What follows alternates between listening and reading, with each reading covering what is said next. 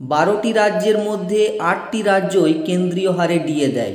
রাজ্যের দাবি খারিজ করে সুপ্রিম কোর্টে পেশ হলো নতুন তথ্য। নমস্কার বন্ধুরা, একাডেমি ইউটিউব চ্যানেলে সকলকে স্বাগত জানাই। পশ্চিমবঙ্গ রাজ্য সরকারি কর্মচারীদের মহার্ঘ ভাতা ডিএ মামলা নিয়ে সুপ্রিম কোর্টে টান টান উত্তেজনা।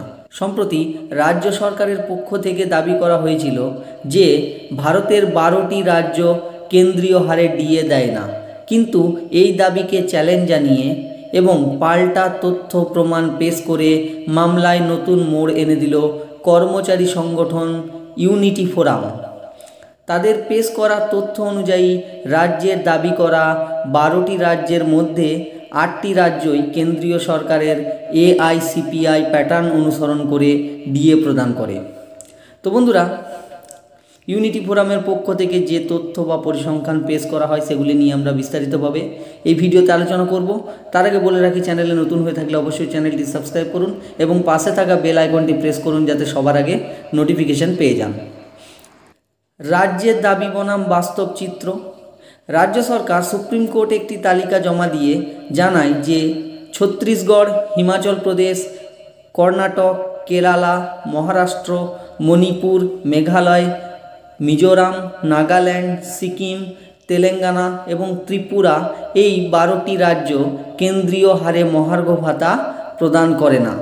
এর মাধ্যমে তারা বোঝাতে চেয়েছিল যে কেন্দ্রীয় হারে ডিএ দেওয়া বাধ্যতামূলক নয়। কিন্তু ইউনিটি ফোরামের পক্ষ থেকে একটি পাল্টা তালিকা জমা দেওয়া হয় যা এই মামলার গতিপথ বদলে দিতে পারে। ফোরামের পেশ করা তথ্য এবং পরিসংখ্যান অনুযায়ী 8টি রাজ্য কেন্দ্রীয় প্যাটার্ন অনুসরণ করে। ছত্তিশগড়, হিমাচল প্রদেশ, মহারাষ্ট্র, নাগাল্যান্ড, সিকিমের মতো রাজ্যগুলি সরাসরি কেন্দ্রীয় সরকারি প্যাটার্ন অনুসরণ করে ডিএ দেয়। কিছু ক্ষেত্রে রেট্রোস্পেকটিভ এফেক্ট বকেয়াসহ বা ল্যাগিং প্যাটার্নে কিছুটা দেরিতে দেওয়া হলেও মূল ভিত্তি হলো এআইসিপিআই। এআইসিপিআই ভিত্তিক ডিএ।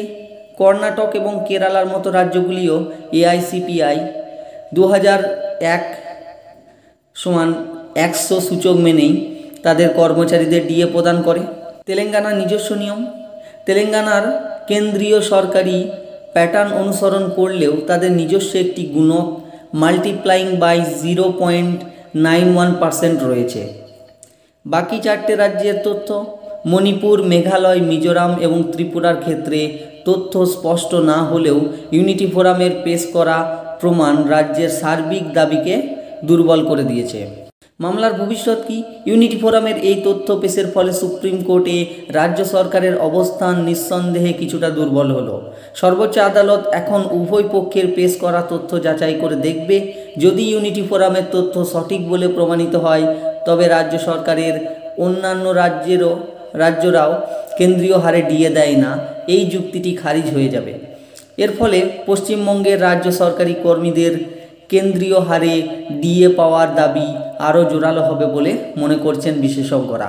এখন সকলের নজর সুপ্রিম কোর্টের রায় ঘোষণার দিকে। তো বন্ধুরা, আজকে এই পর্যন্ত। দেখা হচ্ছে পরের ভিডিওতে কোনো গুরুত্বপূর্ণ আপডেট নিয়ে। ততক্ষণ পর্যন্ত ভালো থাকুন, সুস্থ থাকুন। ধন্যবাদ।